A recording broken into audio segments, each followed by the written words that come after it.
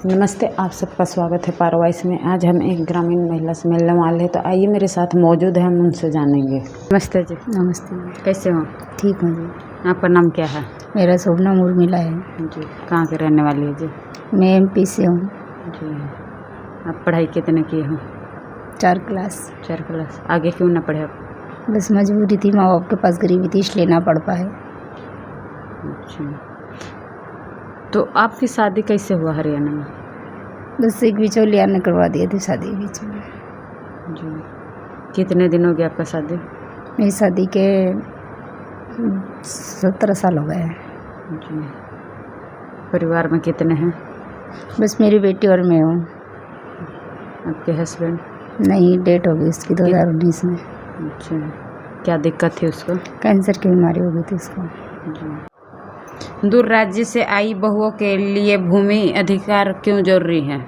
दूर राज्य से आई हुई महिला बहनों के लिए भूमि अधिकार इसलिए ज़रूरी है कि यहाँ पे ले तो आते हैं वो लोग, फिर उन्हें सुकून से रहने नहीं देते हैं, परेशान करते हैं, दुखी करते हैं, और फिर उनके बच्चे को उनको हक नहीं देते, लेटरिन बाथरूम हर तरीके से परेशान रखते हैं। मतलब उनको ना रहने को जगह देते हैं, ना खाने को ठिकाने से देते हैं, परेशान करते हैं। इसलिए बहुत ज़रूरी है यहाँ पे भूमि लेना, इनसे अधिकार, अपना संपत्ति अपने पति की बहुत ज़रूरी है लेना। वो नहीं मिलेगी तो फिर वो अपने गुजारा कैसे करेंगी, अपने बच्चे को कैसे पालेंगी, अपने बच्चे के लिए कैसे ज़िंदगी काटेंगे? क्योंकि बच्चे तो है जो कुछ उनकी ज़िंदगी में है, यहाँ पे तो कुछ भी नहीं है उनका। बच्चे के लिए आती है और बच्चे से आगे कुछ भी नहीं उनका।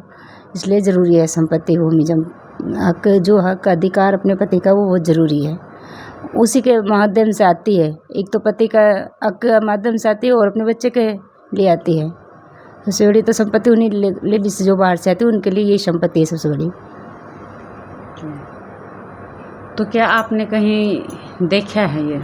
देखा भी है, बहुत सारी महिला के साथ ऐसा बीतता है, और मेरे खुद के साथ भी बीत रही है ये बात। और बहुत सारी महिलाएं, जैसे बाहर राज्य से महिला आ रही है, आसपास के गाँवों में मिलती है, मेरे से तो बातचीत करते हैं हम लोग उनसे।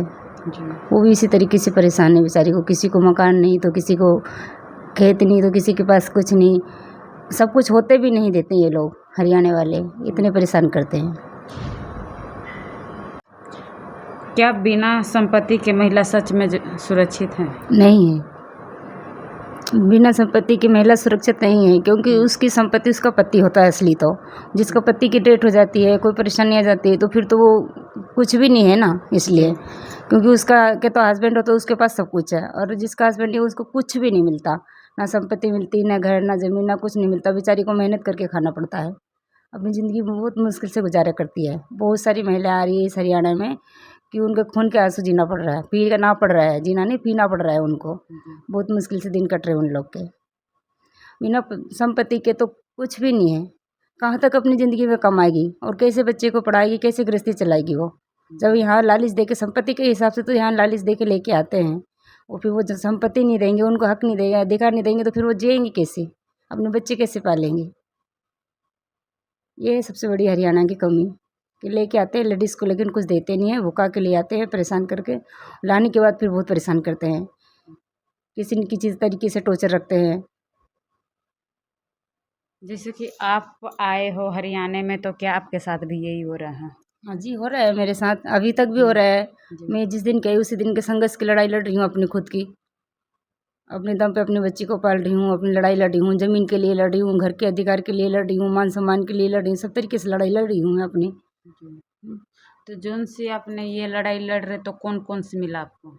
मैंने जब केस कराया तो मेरे को मकान मिला है, और जब ज़मीन मेरे दादी ससुर के नाम पे है तो उसका मैंने अंतकाल वगैरह बोलते हैं ना, क्या बोलते हैं उसको, वो मैंने करवाया है। तो उस पर भी मेरे देवर जेठ मेरे को मतलब कि तहसील में मारने के लिए खड़े हुए हैं वहाँ पे तहसीलदार से। फिर मैंने बोला, और क्या बोलते हैं उनसे, सब मतलब जो दफ्तर में मानस रहते उनको मैंने बताया कि मेरे को इस तरीके से गाली देते हैं, ग्लोज करते हैं, मेरे साथ मारने पीटने के लिए खड़े होते हैं। तो फिर वहाँ पे तहसीलदार सर ने उनको धमकाया, बोले उसका पति का अधिकार है, वो तो लोगी, आप मार दोगे तो आपको भी जेल हो जाएगी, फिर वो मरेगी तो मरेगी, आप लोग भी मरोगे। फिर इस तरीके का उन्होंने धमकाया, जब मेरे को थोड़ा काम करने दिया।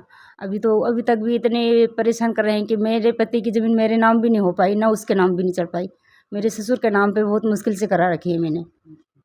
अभी मेरे पति के नाम पे ज़मीन होगी, जब उसके बाद मेरे नाम आओगी। मेरे को इतने परेशान कर रहे हैं वो लोग, रहने नहीं देते वहाँ पे। और ऐसी बहुत सारी बहनें आ रही है हरियाणा के अंदर, हर जिलों से, हर गांव से, हर शहर से कि उनको जीना हराम हो रहा है। उनको भी बहुत तंग करते हैं यहाँ के लोग। मेरी गुजारिश ये है कि तो लाओ तो अच्छे से रखो, ना तो लाया ना करो, बंद कर दो इस राज्य में बहू लाने का।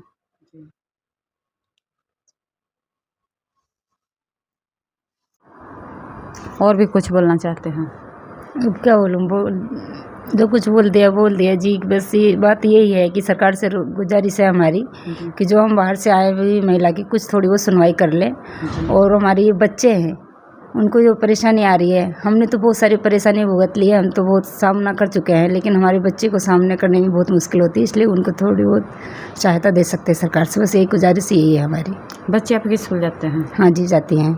सरकारी में या प्राइवेट में? जी, अभी तक तो सरकारी में जा रही है, 6वीं क्लास में है। कोशिश करते हैं कि कभी थोड़ी बहुत कुछ मेहनत पानी मिल जाएगी तो कर लेंगे, प्राइवेट में नहीं तो अपनी तो गुजारिश सरकारी की ही है जी, सरकारी में पढ़ाते हैं।